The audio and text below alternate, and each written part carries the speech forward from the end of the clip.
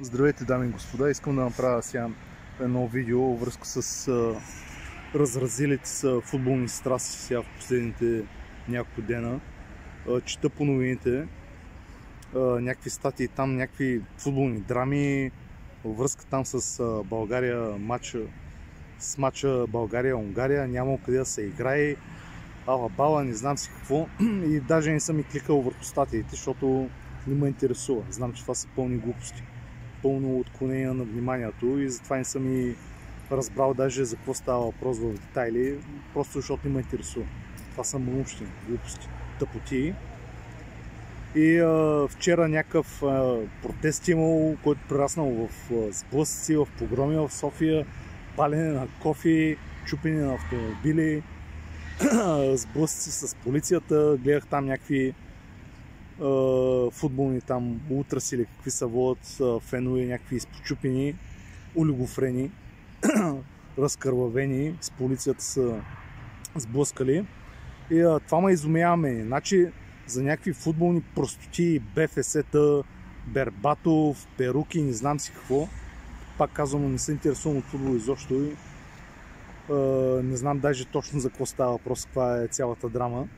Обаче друго ми прави впечатление. Значи за футболни простоти са глупости, протести, сблъсъци може. Обаче за това, че България буквално загива, наограбват, за инфлацията, за това, че сме вкарани вече в Третата световна война, че сме страна по нея, за това, че допреди няколко дена извършиха поредното огромно национално предателство и престъпления, поредната фиктивна сделка за американско оръжие, поредния пладнешки грабеж с над 2 милиарда лева, уж там за някакви мирисани страйкари, не знам си какво глупости, които като направи сметката човек, излизат тия страйкари някакви златни по над 12 милиона за бронетранспортьор, което е нереално, но няма значение. Ние така или иначе няма да ги получим, ще ги получим толкова колкото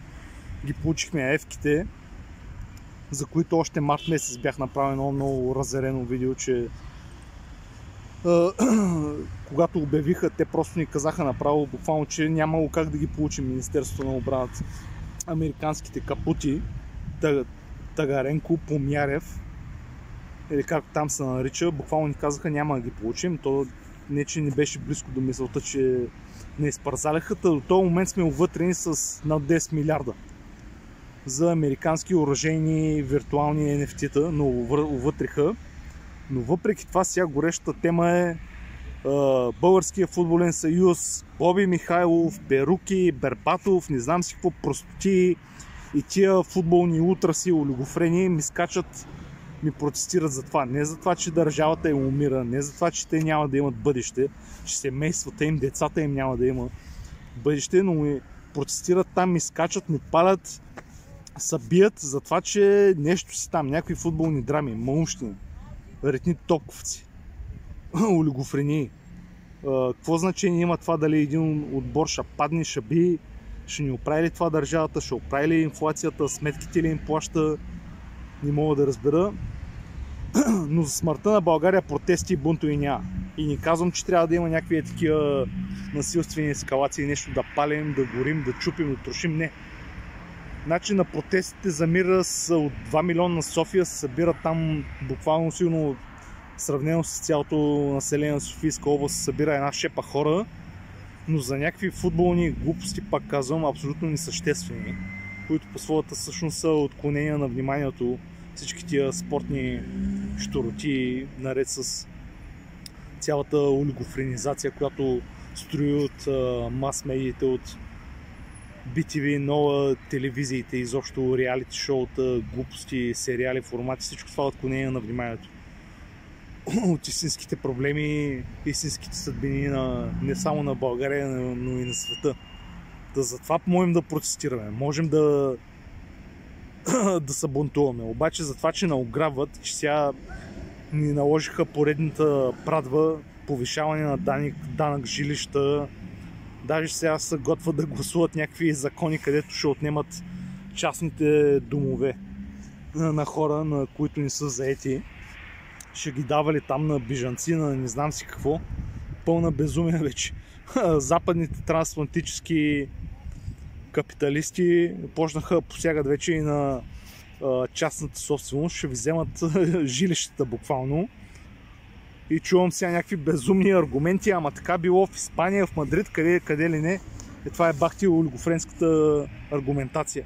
Защото било някъде си на запад, така дайте и ние тук да правим същите олигофрени. Това е естествено типични разсъждения на евроатлантически бавно развиващ малумен планктон. Това ма дразни мене и се ядосвам. Защо за глупости, за някакви абсолютно несъществени работи, футболи, ритни топковци, можем да се дигаме така на бунт, но обаче за смъртта и за гибелта на България и на българския народ пасивност пълна. 70% ни гласували на последните избори, всичко било мафия, нищо нямало да се промени, така ги бойкотирали, това било така най-адекватния бунт и тук са дразна също и на такива дисидентски влогари, като Киро Брейка, писателя Добро Божилов, хора, които в принцип уважавам, нали, много, съгласен съм с тях на 95% от това, което казват. Интелигентни хора са, разбират ги нещата, обаче в тази част, къде много меча услуга правят и много мечо послания отправят, като казват, че не трябвало да се гласува, че гласуването било безсмислено. И аз бях на този къл до преди няколко години, когато почнах да гласувам чак в края на 20-те ми години, и аз бях на този къл и аз така ги разсъждавах нещата. Нали, както гласеше там фразата на Марк Твен, ако от изборите зависело нещо, щяло да бъдат забранени. Да, обаче от друга страна пък, като се замисли човек, защо унгарците имат Торбан, а ние си имаме кирчовци и кокорчовци, дете летяли на 8000 метра без кислород, което обяснява мозъчното увреждане на Кирчо. Се хвалише някакъв, те го спукват сега от мемето от бази си, сега в интернет гледам, олигофрена. Защо унгарците имат Торбан и могат да водят някаква що годе суверенна независима политика? Защо словаците сега избраха правителство и премиер, който обеща, че ще прекрати военната помощ за нацистката кочена нацикрайна, и това и направиха първата работа, като влезнаха, стъпиха в власт. Новото словашко правителство спряха незабавно военната помощ на бандеровската нацистка Измет и Паплач. Спряха ги и даже сега, доколкото следа новините и чувам, ще преразглеждат и договорите с американските бази. Защо имат такива правителства те, а ние за пореден път се надънихме на кирчовци и кокорчовци, на абсолютни доказани предатели? Защо? Защото 70% ни гласуват. И колкото е да ви говоря, че всичко било предрешено, всички били не знам си какво, не се връзвайте на този къл. В това отношение абсолютно категорично не съм съгласен с Киро Брейка, с писателя Добри Божилов, колкото и да ги уважавам пак, но мислете с главите си. С това негласуване е още по-зле работата.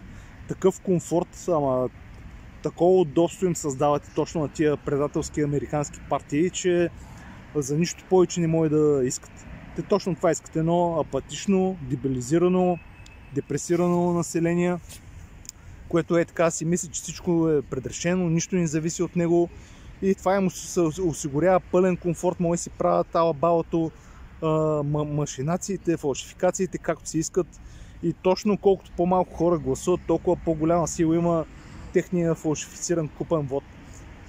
И затова абсолютно разбирам мъката и тързанията на такива дисиденти като Пламен Пасков, който точно това обяснява, също човек. Само с масово гласуване имаме някаква надежда. Поне най-малкото, което може да направим, е да гласуваме протестно срещу тия партии американски предателски, ама дори и това не правим. Пълна апатия и така си ги оставяме да си развяват коня, да си развяват она работа, както си искат и да се гавра с нас. И затова плащаме брутална цена. И после ще ревем и ще се оплакваме, какво се случва, защо не се случва това, данъци, унищожения, заради това, заради мързело и апатия.